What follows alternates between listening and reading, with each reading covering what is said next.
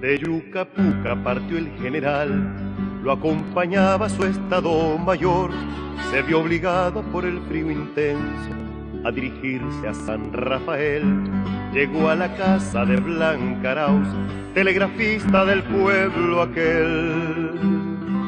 Y el mismo día de su cumpleaños, justo el 18 del mes de mayo, de madrugada juró serle fiel. Iba de botas altas y uniforme, de gabardina color café, ella de velo y vestido blanco, la flor más linda de San Rafael. Olía a la iglesia flor de pinos, y aunque a sus tropas no participó, por todo el pueblo se dispararon las carabinas del batallón.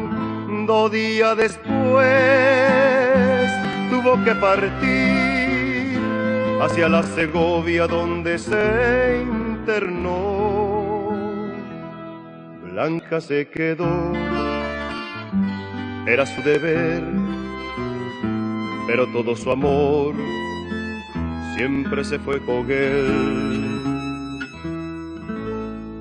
Y allá va el general con su batallón, rojo y negro pañuelo lleva en el cuello rumbo al Chipotón.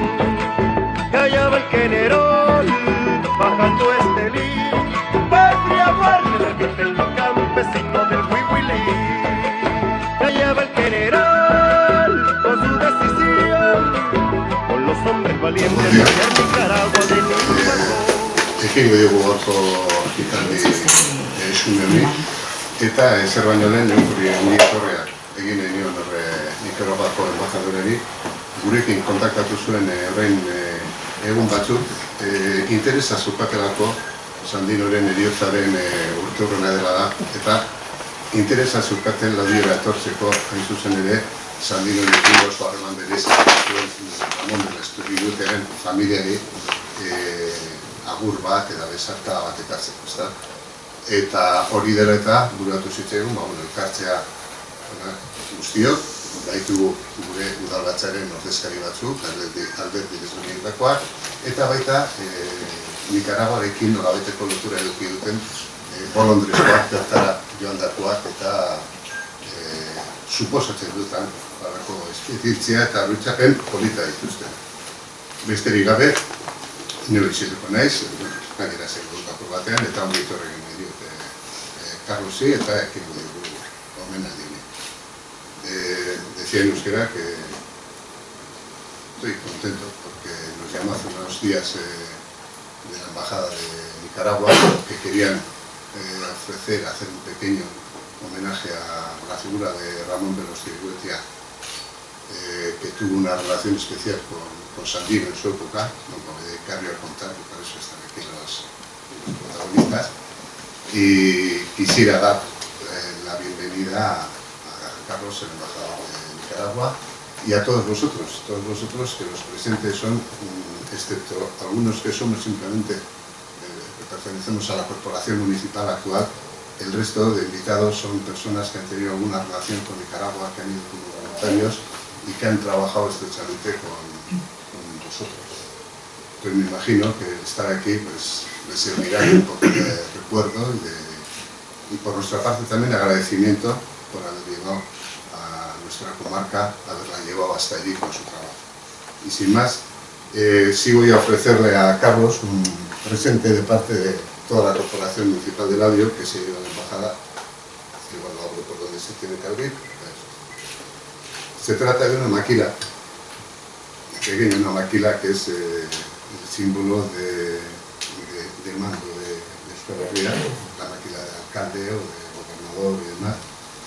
Y bueno, quisiera entregártela en nombre de toda la corporación y de todo el pueblo de Laudio.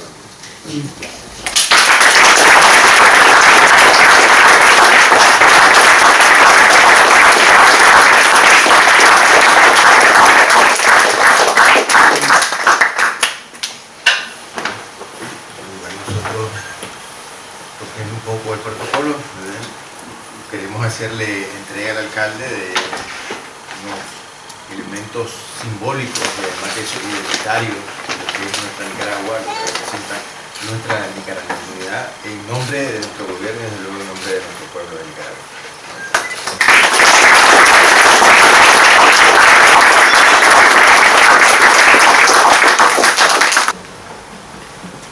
Bueno, eskerrik asko, etortxagatik, eskerrik asko Laudioko udal talde gobernuari, eta eskerrik asko Nikaraguako enbaxadoreari, eta Ramón Berestego senidei. Nosotros somos representantes de una pequeña ONG que trabajamos desde hace muchos años en Nicaragua, junto con Laudio, con Arrancudiaga y con otros pequeños pueblos de Euskal Herria. Trabajamos en la zona norte de Nicaragua, sobre todo Somoto, lo que es Nueva Segovia y a veces parte de Estelí. Yo voy a hacer una pequeña introducción, no creo que le voy a quitar mucho chagüito, como dicen allí en Nicaragua, al embajador, y es un poco en referencia y más que nada a unos pasajes del libro de Ramón Belostegoitia con Sandino y esa relación, pequeña relación que tuvieron, como modo de introducción pues, a todos nosotros. Bueno, el general se sentaba en una silla mecedora, que la tenía balanceándose sin cesar.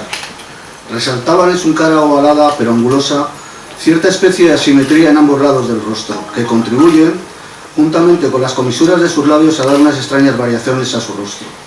En sus ojos oscuros brilla con frecuencia una afectuosa simpatía, pero de ordinario se muestra en ellos una profunda gravedad, una intensa reflexión.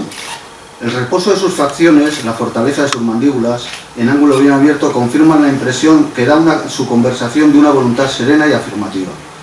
Su voz es suave, convincente, no dudan sus conceptos y las palabras van precisas, bien guiadas por un intelecto que ha pensado por cuenta propia en los temas que expresa. Su gesto habitual es frotarse las manos teniendo en ellas un pañuelo. Rara vez acciona ni cambia la tonalidad serena de su voz. La impresión que da el general Sandino, lo mismo en su aspecto que en su conversación, es de una gran elevación espiritual. Es sin duda un cultivador de la yoga, un discípulo de Oriente. Ramón le pregunta: recuerdo haberle hecho referencia en algún momento al sentido histórico de Napoleón y Bolívar. Sandino le contesta: Napoleón. Fue una inmensa fuerza, pero no hubo en él más que egoísmo. Muchas veces he empezado a leer su vida y he tirado el libro. En cambio, la vida de Bolívar siempre me ha emocionado y me ha hecho llorar. Ramón le pregunta: ¿no tiene usted la ambición de poseer algún terreno propio? ¿Creen por ahí que me voy a convertir en un latifundista? No, nada de eso. Yo no tendré nunca propiedades. No tengo nada. Esta casa donde vivo es de mi mujer. Algunos dicen que eso es ser necio, pero no tengo por qué hacer otra cosa. Recordando que el general Sandino está a punto de tener sucesión, le pregunto: ¿y sus hijos, si los tiene? No, eso no es una objeción. Que haya trabajo y actividad para todos. Yo soy partidario más bien que la tierra sea del Estado. En este caso particular de nuestra colonización en el río Coco. Me inclino por un régimen de cooperativas, pero eso tendremos que ir estudiándolo más despacio. ¿Fue su esposa un obstáculo o un estímulo para la lucha? Fue un estímulo. Al llegar aquí, desde iniciada la lucha, la conocí. Intimé con ella, sus ideas y las mías eran iguales, estábamos identificados. 5 años estuve separado. Luego pudo entrar en la montaña. Mi esposa nunca ha cejado en su espíritu. Pero, ¿no la conoce? Y la llama: Blanca, Blanca, te voy a presentar a un señor de un apellido muy largo, que no hay manera de pronunciarlo al principio. Aparece la señora del caudillo, es una señora muy joven, de facciones correctas, el aire dulce y la tez muy blanca. Le saludo y poco más tarde se va, después de unas breves palabras. Yo le pregunto al general: ¿este movimiento puede tener alguna conexión con las ideas de una Hispanoamérica unida? Sí, el gran sueño de Bolívar está todavía en perspectiva. Los grandes ideales, las ideas todas, tienen sus etapas de concepción y perfeccionamiento hasta su realización. ¿Pero cree usted posible que este sueño pueda realizarse en una generación? Aún hay falta de preparación para eso, comunicaciones, íntima comprensión, una sensibilidad armonizada para sentir los problemas comunes. Sandino le contesta: yo no sé cuándo podrá realizarse esto, pero nosotros iremos poniendo las piedras. Tengo la convicción de que este siglo se verán cosas extraordinarias. Sandino hace referencia al vascuence. Yo he trabajado con vascos y los conozco bien. El vascuence está relacionado con el sánscrito. Hay en el espíritu de los vascos algo internacional. Están unidos al mundo. Por eso en todas partes se encuentran como en su casa. Al pueblo español, un saludo por conducto del escritor señor Belaústeguigoitia, quien ha recibido las impresiones de nuestros últimos esfuerzos libertarios. San Rafael del Norte, 13 de febrero de 1973.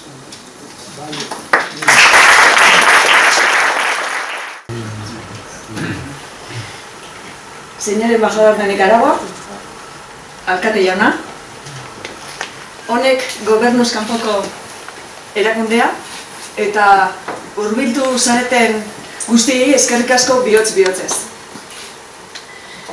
Belaústeguigoitiar sendiaren partez, Ramon Belaústeguigoitiari eskaintzen zaion omenaldi ekitaldian parte hartzeagatik. Señor embajador, muchas gracias de parte de toda la familia Belaústeguigoitia por hacer posible este homenaje del pueblo nicaragüense a nuestro tío Ramón. Gurekin daude nire senarra, Joseba Lizziaga, nire aizpa, Jone, nire ama, Juanis Izagirre, eta nire iseko, Lidia Belaústeguigoitia. Ramón nació en 1891, era el 10º de 12 hermanos, 4 mujeres y 8 hombres. Hermano de nuestro aitite Santiago y por tanto tío de nuestro aita Aretza. Ramón se licenció en Derecho y fue en León. Quiero decir que fue jugador del Athletic, así como lo fueron otros hermanos. José Mari, igual el más conocido, pero también Pacho y nuestro aitite Santiago. Viajó a Londres para estudiar economía y se interesó mucho por temas agrarios. En su estancia allí trabajó también como corresponsal del diario El Sol y fue corresponsal también de guerra en la Primera Guerra Mundial en las filas del ejército inglés. Se alistó en el ejército mexicano durante la Segunda Guerra Mundial cuando los alemanes torpedearon barcos mercantes mexicanos. Escribió como periodista, esa era su faceta de corresponsal. También como jurista, con el tema de tratados agrarios, y también como novelista, tiene varias novelas. Escribía a menudo con el seudónimo de Ramón de Goyenuri, eta gure aitak ere idazten zuen Goyenuriko gentza bezala, un claro guiño al tío Ramón. Sin duda, un hombre de gran determinación. Así, en 1933, quiso conocer a Sandino y viajó a Nicaragua. Tras conseguir un salvoconducto del general Portocarrero, llegó hasta el campamento, donde pasó 2 semanas platicando a diario con Sandino. Sandino le atendió en un momento crucial de la resistencia del ejército contra la ocupación estadounidense.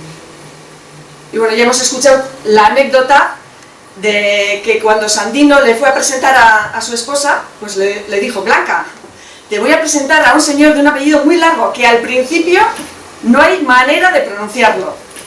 El libro Con Sandino en Nicaragua recoge las conversaciones de Ramón con Sandino y se publicó al año siguiente, en 1934, año en que fue asesinado Sandino. Además creo que es el 21 de febrero, cuando se cumplirán 85 años de su muerte.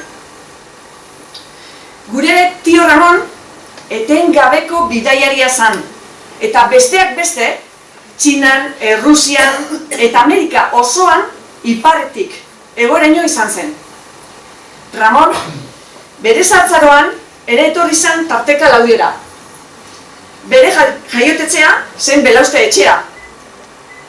Neroni bere besoetan egona naiz, amak hori dio behintzat. Euskal zalea zan Ramón, vasco sin fronteras, y amante de la cultura vasca.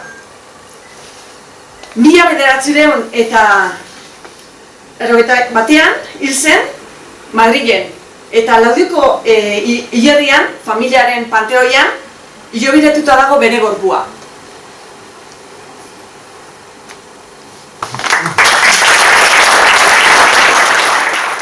Bien, me corresponde a mí, estimado señor alcalde de Llodio, Nacho Urquijo, presidente de la ONG JONEC, José Manuel Serra, estimado compañero José Miguel Jiménez, estimada Genshane Belaustegui-Goitia y esposo. Lo estuvimos ensayando. Señora Lide Belaustegui-Goitia,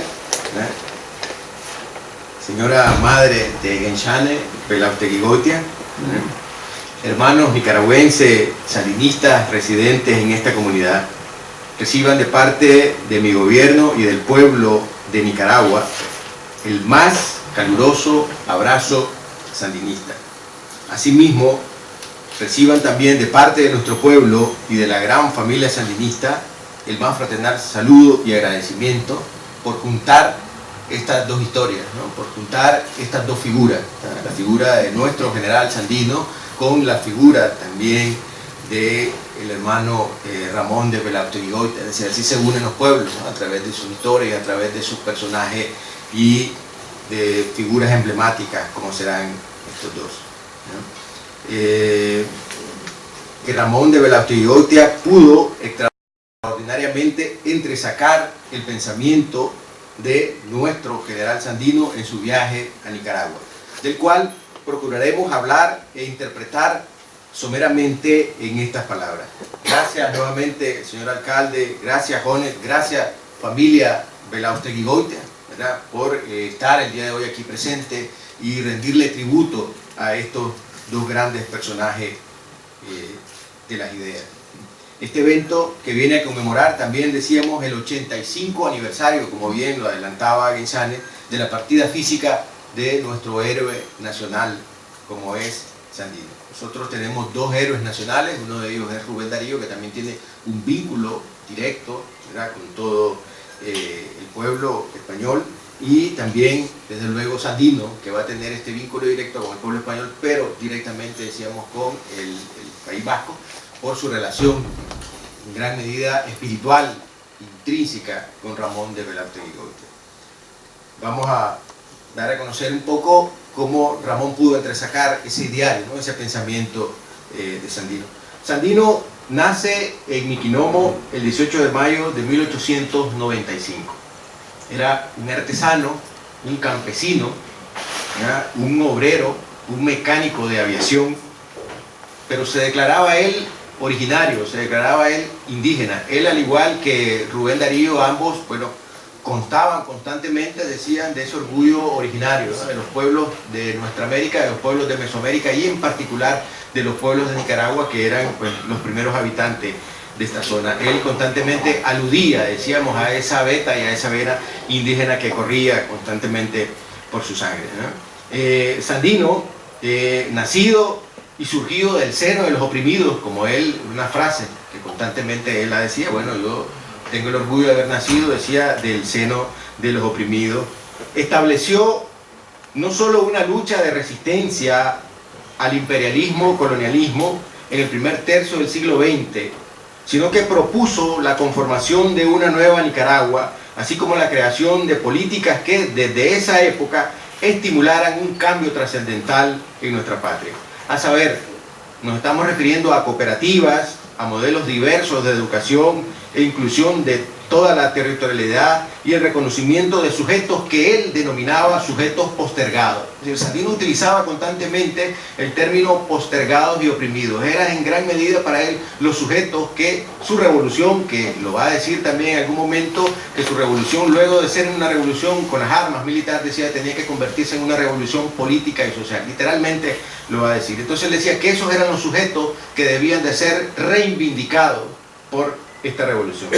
Sandino, en una cantidad de enfoques, perspectivas, sentires y pensamientos que dio a conocer mediante escritos, entrevistas, y aquí quiero poner en valor la entrevista a la que también le estamos rendiendo tributo el día de hoy, que le realiza Ramón de Belaustegui-Goitia. Existen al menos 3 entrevistas más conocidas que se le realizaron a Sandino. Una de ellas, la primera, va a ser por un señor estadounidense llamado Carleton Bell, Carleton llega a Nicaragua un poco después de la primera batalla, la batalla de Ocotal, que dicen que es la batalla que pierde Sandino, a la que vamos a hacer alusión un poco más adelante. Es decir, Carleton llega en pleno fragor del combate, es decir, cuando Sandino está en plena faena para sacar a las tropas invasoras de nuestro país, llega y lo entrevista. Una segunda entrevista va a ser también la del nicaragüense José Román, que se va a publicar en un libro que se titula Maldito País, ¿ya? Que es una frase que Sandino le dice a José Román que utilice esa frase para nombrar el país, porque es la forma en que los estadounidenses, las tropas estadounidenses, al momento de querer buscar, encontrar a Sandino, no lo encontraban, entonces maldecían al país. Entonces dice Sandino, ese es el título que debe llevar el libro. Y desde luego, para nosotros, una de las más importantes, porque es la que saca la esencia, decíamos, del ideario, del pensamiento, de la forma, es decir, de lo que Sandino pensaba y de lo que Sandino pensó para hacer en nuestra Nicaragua, que es precisamente a la que le estamos rindiendo tributo el día de hoy, decíamos, que le realiza Ramón de Belaúnde y que a nuestro juicio también es fundamental por el subtítulo. Le va a llamar La Hora de la Paz. Es decir, Belaúnde llega a Nicaragua precisamente cuando Sandino ya está en el momento de las negociaciones de la paz. Él dice, bueno, ya logramos nuestro primer objetivo, decía él, que era expulsar a las tropas invasoras, y desde luego ahora nuestro segundo objetivo es, decíamos, construir la paz y desde ahí construir una nueva Nicaragua donde estén todos estos sujetos postergados, decía él, esos sujetos oprimidos. Entonces para nosotros es fundamental subrayar ese subtítulo que dice La Hora de la Paz, que desde luego es importante para todos los pueblos del mundo, la conservación de la paz. Durante su lucha, Sandino sostuvo más de 500 combates certificados, es decir, por los estudios, es decir, los estudiosos, los historiadores han determinado que alrededor de 500 combates sostuvo con las tropas interventoras en Nicaragua. Y concibió, también dicen los mismos estudiosos, alrededor de 500 textos también, incluida desde luego estas entrevistas a las que estamos haciendo alusión, y desde luego ahí también se incluyen partes de guerra, se incluyen manifiestos, proclamas que él daba, y también se incluyen textos literarios, que también Sandino pues era un poeta, ¿no? Uno cuando lee la entrevista de Ramón ahí se entera, ¿no?, que también Sandino era alguien que estaba haciendo una lucha con el corazón y por lo tanto también era un poeta. Entonces decíamos que durante esos años, 500 combates, y a la par daba la impresión que después de cada combate, bueno, él escribía un documento o brindaba una entrevista o desde luego hacía una especie de parte de guerra con relación a ese combate. Entonces 500 combates y 500 documentos. Sentó una posición Sandino y un ideario y un sistema de reflexión y un modelo que nosotros le llamamos de pensamiento o epistemológico, que toma como un saber ecléctico los puntos de vista de Babeuf, Joaquín Trincado, Gandhi, Proudhon, Bakunin, Ricardo Flores Magón, Bolívar, Raúl Haya de la Torre. Por eso cuando uno, insisto, va a la entrevista con Belaúnde y se entera, es decir, que son dos personajes que se encuentran y están, como decimos en Nicaragua, como pez en el agua. Nosotros en Nicaragua decimos en su charco, ¿verdad? Están en una grata conversación y hablando de todo, es decir, no solo están hablando de las circunstancias sociales, políticas y militares en las que estaban, sino incluso están hablando hasta de elementos meramente espirituales. Ahí se encuentra, es decir, dos personajes que se entendieron de entrada, ¿no? Pero también nosotros decimos que Sandino bebió muchísimo de lo que en Nicaragua nosotros le denominamos la sabiduría popular, que deviene precisamente de los pueblos en donde él instaló muchísimo de sus cuarteles generales, ¿no? Es decir, y va a beber, decimos entonces, de pueblos indígenas, de campesinos, de mineros, por los que transitó durante su resistencia. Por principio, Sandino evoca, señala, no solo las penurias materiales de estos sujetos, sino que de una u otra manera patentiza su ya no, es decir, su basta.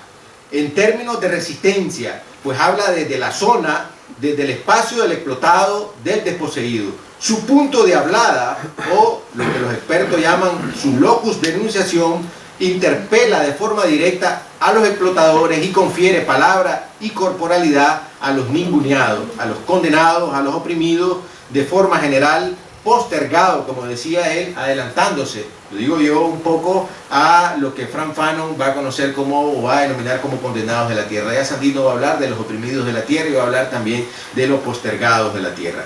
Esto implica que la resistencia político-militar que planteó dio paso a una resistencia en la que se propuso líneas programáticas que conllevaran a trascender las situaciones en las que estaban estos sujetos en estos momentos.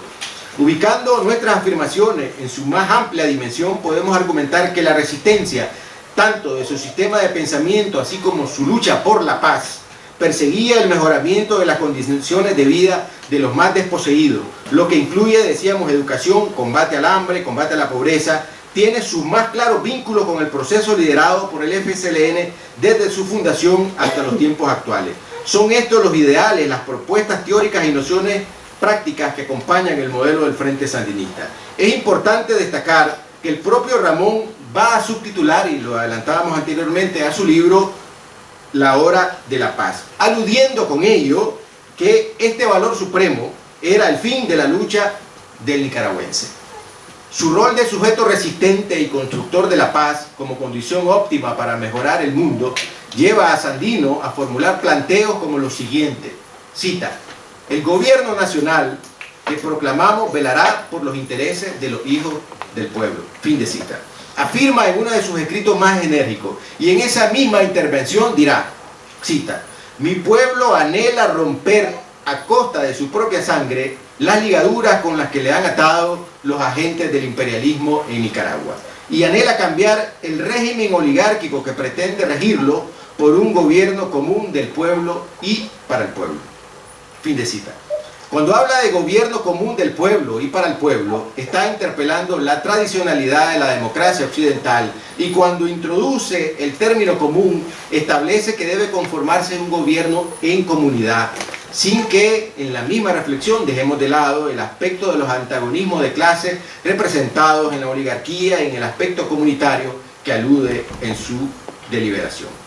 De acuerdo con estas perspectivas, la resistencia de Sandino a los imperialismo-colonialismo se presenta en diversas formas y estrategias. Inclusive llega a denominar Frente Único a todo su sistema de resistencia. Es decir, era la manera en que él se refería ya a no solamente el ejército defensor de la soberanía nacional, sino que decía que ya esto debía conformarse en un frente único que más adelante va a decir no solamente debe abarcar la resistencia de Nicaragua, sino la resistencia en todo el continente. No es gratuito que, bueno, a Sandino lo va a acompañar algo que se le va a conocer como la Legión Latinoamericana, que van a ser una serie de sujetos, entre ellos intelectuales de gran peso, que se van a trasladar a acompañar a Sandino en su lucha, ¿verdad? En declaraciones que brinda al New York World, periódico estadounidense de mucha importancia en la época y que pertenecía a Joseph Pulitzer en 1930, enumera y explica los motivos para el mantenimiento de su resistencia. Narra y explica con destreza los asuntos, factores y acontecimientos que lo fustigaron a emprender de todas las formas posibles su lucha. Sandino comprendió que la expansión imperialista colonialista se fundaba sobre la desposesión de los pueblos débiles. De igual forma percibió que estos mismos pueblos debían estar permanentemente convocados a la resistencia y a la lucha inquebrantable. Por ello afirma, cita: restaurar los derechos del pueblo nicaragüense que a partir de 1909 se encuentran conculcados por los banqueros estadounidenses. Ya aquí le pone nombre y apellido precisamente a quienes eran los sujetos que dirigían en gran medida detrás de los telones, como decíamos, la invasión a Nicaragua, y más adelante vamos a ver por qué. Define en este planteamiento el objetivo de su lucha: derechos del pueblo nicaragüense, iniciando con esto el impulso vital de un movimiento permanente que llegará hasta hoy, por restituir los derechos del pueblo y por lo tanto mejorar las condiciones de vida, de trabajo y de producción de los ciudadanos. La resistencia se plantea como reivindicación de la dignidad del pueblo nicaragüense en plena crisis del modelo promovido por las élites partidarias de la época. El propio Sandino, su madre, Margarita Calderón, campesina, cortadera de café, mujer luchadora, fueron víctimas directas de las leyes y costumbres impuestas por las oligarquías liberoconservadoras, cuyos idearios son los que alimentan a las oligarquías actuales en nuestro país. Comentado por él mismo, al periodista nicaragüense José Román afirma que cuando nació en la miseria, sin los cuidados esenciales, mientras su madre cortaba café, él quedaba abandonado. Desde que pudo andar lo hizo por los cafetales, donde ayudaba a su mamá a llenar los canastos de café. Mal vestido y peor alimentado, siempre seguía a su madre en los menesteres de asalariada agrícola, cuya fuerza de trabajo tenía que empeñar previamente y nunca terminaba de amortizar. De ahí su enorme interés de Sandino, precisamente por esa circunstancia vivida, es decir, experiencia de todo lo que va a ser el elemento de una reforma agraria desde ese momento, y desde luego ahí también su vínculo, lo conectamos nuevamente con Ramón de Velauste y Goitia, que desde luego compartieron ideas con relación a esto. Hay un relato familiar que expresa cómo se acercó a su padre, y esto ocurrió en una ocasión mientras acarreaba unos bultos. Ahí se encontró con su padre, puso los paquetes en el suelo y le preguntó enérgicamente: óigame, señor, ¿soy su hijo o no? 10 años, ¿verdad?, según cuentan los biógrafos, tenía en ese momento.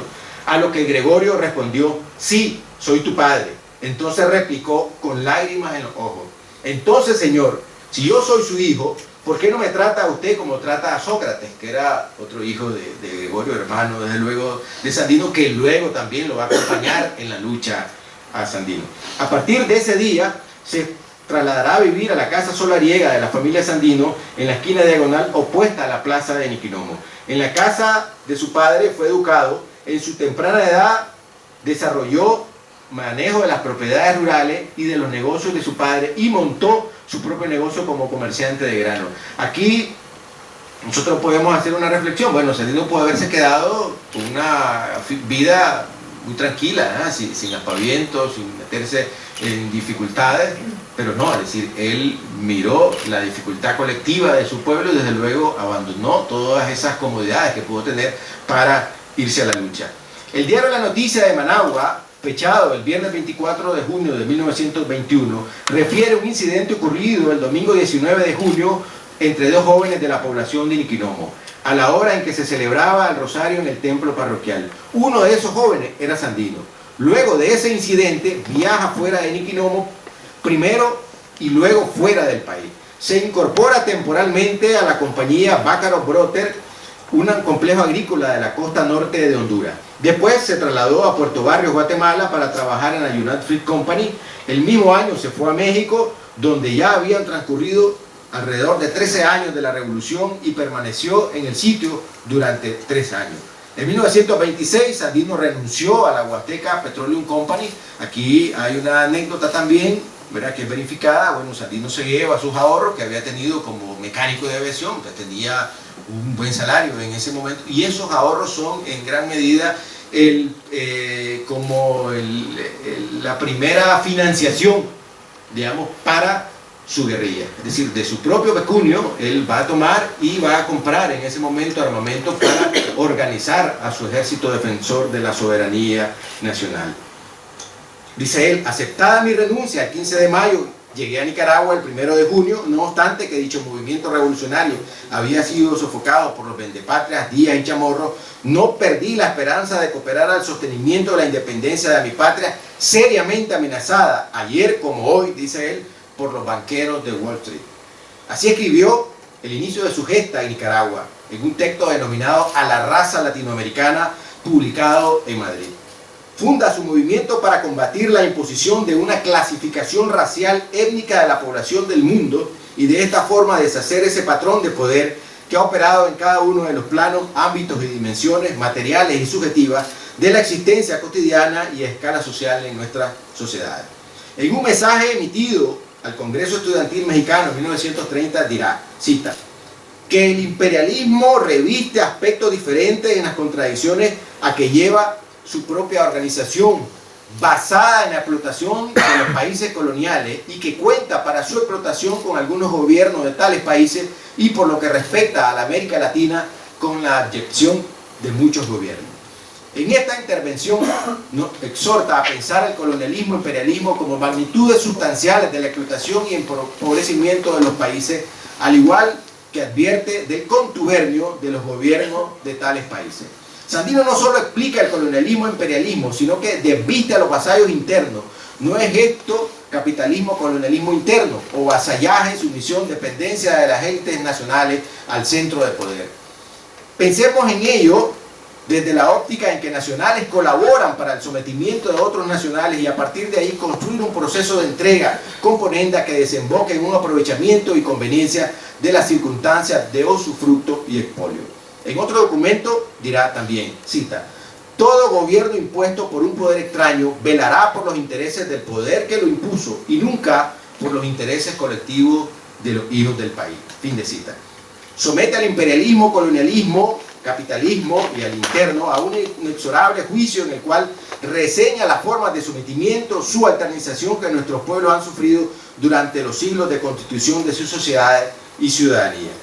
Citemos la confesión de uno de los jefes de los marines que participaron en una de las tantas intervenciones en Nicaragua, que da cuenta de esto que venimos diciendo. Esta es una cita literal de uno de los marines que se enfrentó con Sandino, que luego escribió un libro que le va a titular La guerra es un latrocinio. Escuchemos bien, cita. He servido durante 30 años y 4 meses en las unidades más combativas de las fuerzas norteamericanas en la infantería de marina. Tengo el sentimiento de haber actuado durante todo este tiempo de bandido altamente calificado al servicio de los grandes negocios de Wall Street y sus banqueros. En una palabra, he sido un pandillero al servicio del capitalismo. De tal manera, dice él, en 1914 afirmé la seguridad de los intereses petroleros en México, Tampico en particular. Contribuí a transformar a Cuba en un país donde la gente del National City Bank podía birlar tranquilamente los beneficios. Participé en la barrida de Nicaragua de 1902 a 1912 por cuenta de la firma bancaria internacional Brother Harriman. En esos tiempos la prensa estadounidense se refería a Nicaragua como el país de los hermanos Brown.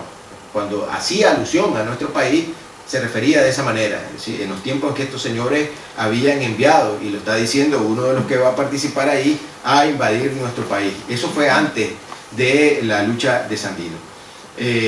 Después dice, en 1916, por cuenta de los grandes azucareros norteamericanos, aporté a la República Dominicana la civilización.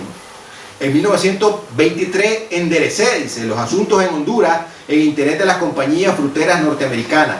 En 1927, en China, afiancé los intereses de la Standard Oil. No, ha ido bastante bien con Luisiana, Florida, Texas, Hawái, California. Y el tío Sam puede tragarse a México y Centroamérica con Cuba y las islas de las islas occidentales como postres sin intoxicarse. Fui premiado con honores, medallas y ascensos, pero cuando miro hacia atrás, considero que podría haber dado alguna sugerencia a Al Capone. Él, como gángster, operó en 3 distritos de una ciudad. Yo, como marine, actué en 3 continentes.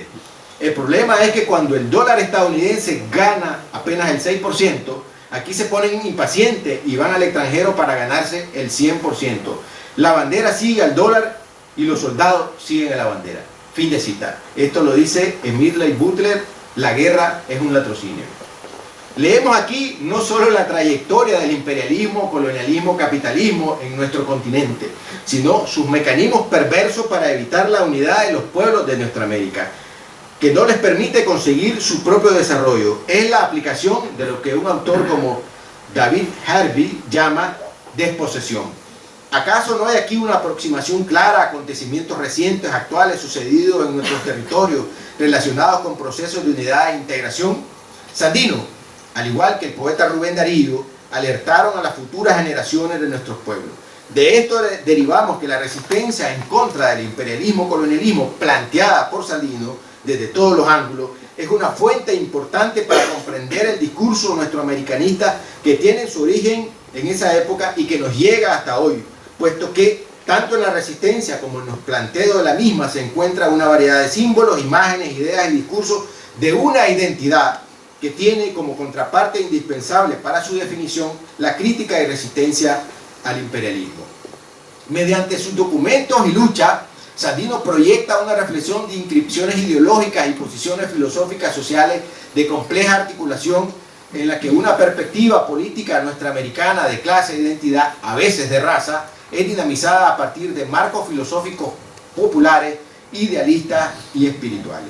Es fundamental que tanto la resistencia, la liberación y desde luego la justicia, la democracia y el cambio de revolución son una plataforma vital en la propuesta programática que asume Sandino y posteriormente el sandinismo como movimiento social, político, cultural y escuela de pensamiento. Las formas que fueron tomando la noción y la perspectiva liberadora, libertaria en la acción y el pensamiento de Sandino son variadas y altamente valiosas en lo que significa su cohesión y legado. Precisemos nuestras interpretaciones. Sandino, en este tópico que en el momento que desarrolla su lucha, solamente considera que arriesgando la vida se consigue la libertad, la liberación de la nación nicaragüense y por extensión del continente. Se da aquí la constatación de una experiencia en la que dos mundos, agresión imperialista frente a la resistencia nacional, deviene en conciencia plena del sujeto libertario. Cuando habla de causa, plantea el derecho de la dignidad de los pueblos y la necesidad de alcanzar tales objetivos. Estamos, pues, decía él, con los mejores propósitos de que nuestra lucha contra el imperialismo en Nicaragua tome el carácter de la lucha antiimperialista en una firme acción revolucionaria de las masas a escala continental y mundial. Nos dice en uno de sus escritos donde denota el espíritu de libertad internacionalista. Las ideas anteriores captan su visión revolucionaria desarrolladas y enriquecidas en las acciones de su lucha y culminadas en parte, bien sabemos, en 1933 con la expulsión de los marines de Nicaragua. Decimos en parte porque apuntábamos que esta idea y noción de libertad incluye e interpela en primer lugar al pueblo y al mismo tiempo la lleva más allá de las dimensiones básicas de lo político y económico para entrar en la disputa de las ideas, del pensamiento, tomando siempre como eje fundamental la sabiduría popular no eurocéntrica y no estadounidense. Nos hemos referido a este tópico como el acercamiento de Sandino a un pensamiento otro, es decir, el pensamiento que no está en los grandes tratados occidentales, pero sí en los saberes y sentires de las comunidades. En este contexto, un estudioso estadounidense como Neil Macaulay afirmará, cita, fue en todo respecto un fenómeno completamente nuevo para el cuerpo de marines y para los Estados Unidos. Era un experto de la guerra de guerrilla. El Che Guevara, en uno de sus textos más emblemáticos, precisamente va a citar a Sandino como el primer gran impulsor de lo que va a ser la guerra de guerrilla en nuestro continente. Y le da, como decimos nosotros, los honores, ¿verdad?, a Sandino. Es mucho más comprensible, va a decir este estudioso, para la década de 1960, que es precisamente la década de Che Guevara, que la década de 1920, cuando Sandino surge. Probó, dice, ser el victorioso por razón de esta verdad desagradable al paladar. Los marines frustrados han llegado a comprender que Sandino, bandido para ellos, patriota o Don Quijote, dice, fue un adversario digno de su acero, un maestro de la guerra en la selva, un líder guerrillero de estatura. Tanto es así, decimos nosotros, que en el lado derecho del Salón Histórico del Pentágono en Washington hay muchas placas que recuerdan las victorias militares de los Estados Unidos. Y a la izquierda se encuentran dos placas que simbolizan sus derrotas en el siglo XX. En una de ellas se puede leer Nicaragua, 1933, y en la otra Vietnam, 1967.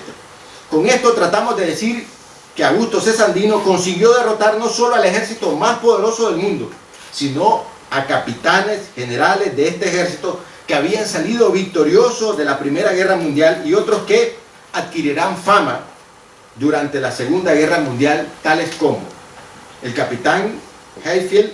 Debemos resaltar los siguientes elementos en cuanto a este personaje. Uno, este personaje es quien ordena ensayar en la batalla de Ocotal, que es la que hacíamos referencia anteriormente en 1927, lo que se conoce en la historia militar como el primer ataque en escuadrilla organizada de bombardeo en picada. Es decir, antes de la Primera Guerra Mundial, o más bien después de la Primera Guerra Mundial, en Nicaragua se ensaya el primer bombardeo en picada y se ensañan con la ciudad de Ocotal, es decir, la destruyen, y es considerada, según los estudiosos, una de las primeras derrotas tácticas de Sandino. Es decir, Sandino en ese momento no se avisoró eso, pero lo que hizo fue una especie de retirada, y a partir de ahí él, bueno, ensayó cómo enfrentar estos tipos de bombardeo. Segundo, este señor es quien declara fuera de la ley a Sandino, es decir, un estadounidense, un extranjero, llega a nuestro país y declara fuera de la ley a Sandino. Imaginémonos, ¿no? ¿Qué es eso? Asimismo, en un telegrama dirigido a este señor, Sandino acuñará el más popular grito de guerra de patria libre o morir. Cuando le responde, esta es una cita del telegrama, le dice Sandino a este señor: recibí su comunicación ayer y estoy entendido de ella. No me rendiré y aquí lo espero. Yo quiero patria libre o morir. No les tengo miedo. Cuento con el ardor del patriotismo de los que me acompañan. Patria y libertad, Augusto C. Sandino. Ahí se acuña, digamos, uno de los gritos libertarios más importantes de la lucha nicaragüense, que es patria libre o morir. Tanto por el bombardeo, la masacre a la población civil y el haber declarado fuera de la ley a Sandino, el presidente de los Estados Unidos de la época condecoró a este señor con la medalla de la Cruz de la Armada.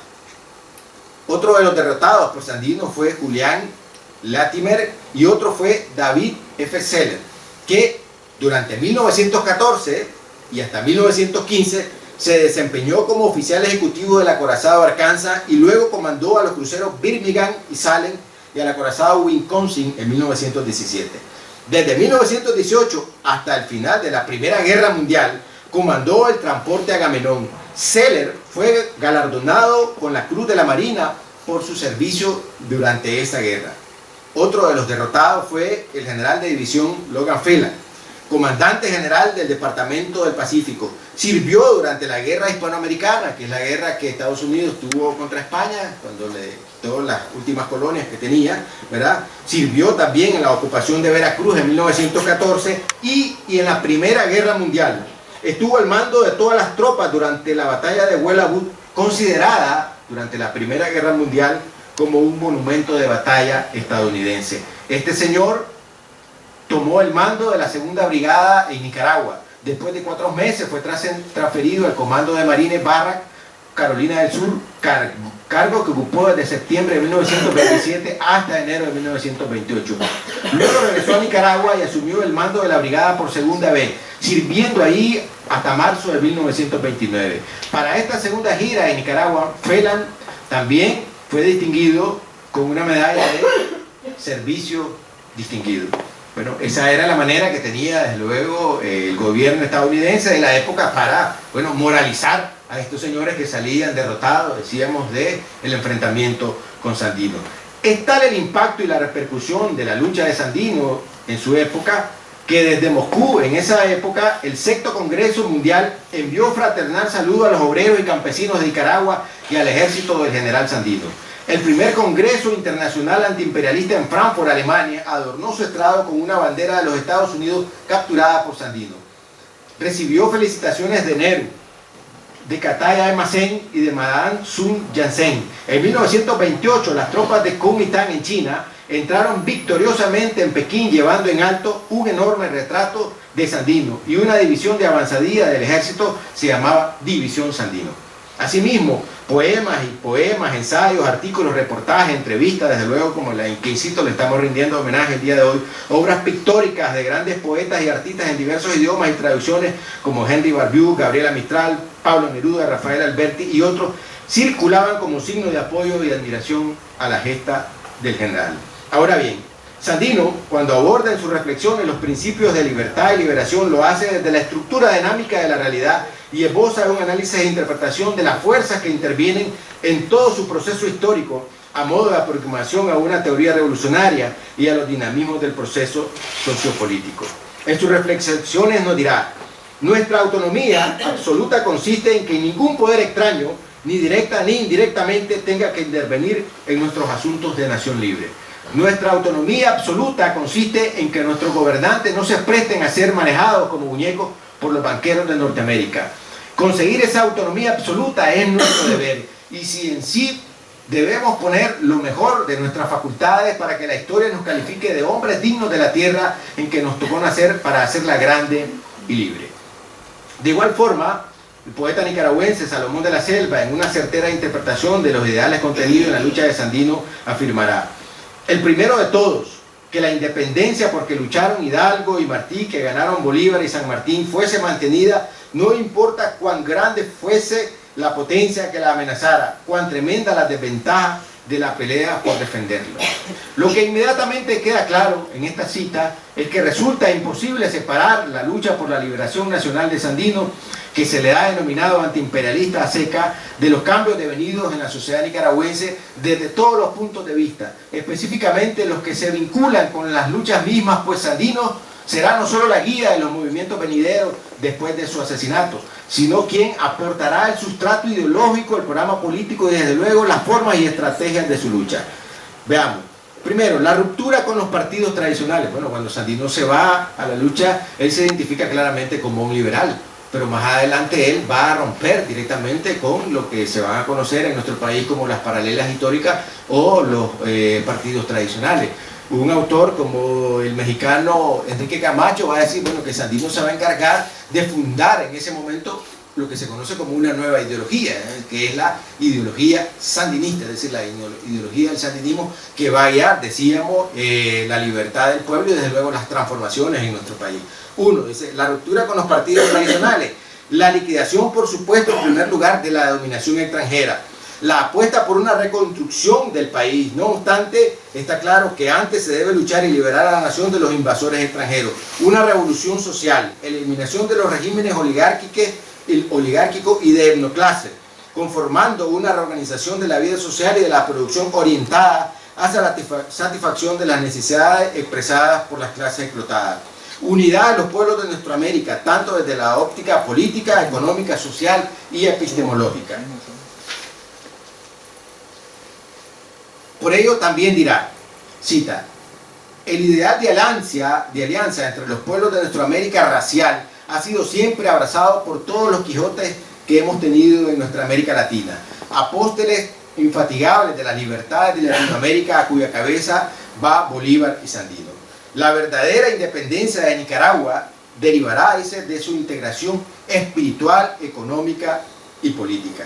Desde esta concepción de la lucha de Sandino como mística para la liberación, apreciamos que se da una apertura para reflexionar en torno a una transformación liberadora de la humanidad. Dice él, sí, me interesa el estudio de la naturaleza y de las relaciones más profundas de las cosas, le responde a Ramón de Belaustegui-Goitia en 1933, después de conseguida la expulsión de los marines. Y también dice en el mismo diálogo, pero aquí en Centroamérica es donde veo yo una formidable transformación. Más adelante expresará una idea que completa nuestra argumentación en torno a la lucha como mística de la liberación. Sí, le dice, el gran sueño de Bolívar está todavía en perspectiva. Los grandes ideales, las ideas todas tienen su perfeccionamiento hasta su realización. Fin de cita. Eso es parte de la entrevista con Ramón de Belaustegui-Goitia. Otro poeta, como el chileno Pablo Neruda, dirá sobre Sandino. Sandino se quitó la bota, se hundió en los trémulos pantanos, se terció la banda mojada de la libertad en la selva y tiro a tiro respondió a los civilizadores.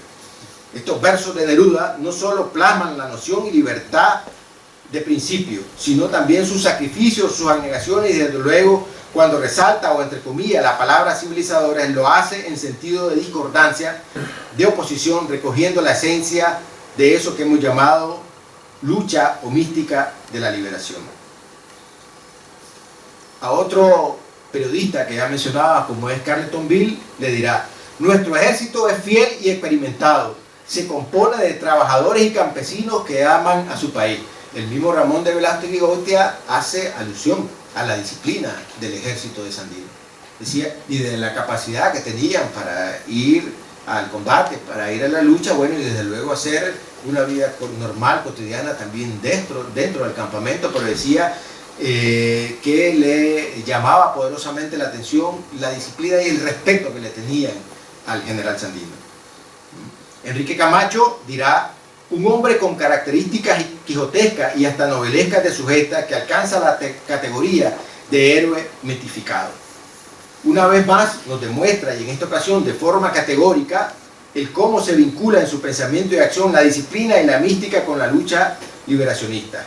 Como pudimos comprobar, todas las citas anteriores contienen los módulos fundamentales que confirman ese proceso sacrificial que se encuentra en su lucha de liberación y que lo convirtió en un paradigma de las luchas venideras en la historia de Nicaragua y de nuestra América en general. Cerremos con dos frases reflexivas de extraordinario valor y vigencia del pensamiento de Sandino. Dirá: con la agudización de la lucha, con la creciente presión por parte de los banqueros yanquis, los vacilantes, los tímidos, por el carácter que toma la lucha, nos abandonarán. Y estamos claros que solo su fuerza organizada de los campesinos y obreros logrará el triunfo. Y otra que dice así: yo les digo, cuando la bandera azul y blanco esté intervenida, secuestrada, la bandera roja y negra la rescatará. Más contundente, real y vigente no podía ser. Muchísimas gracias.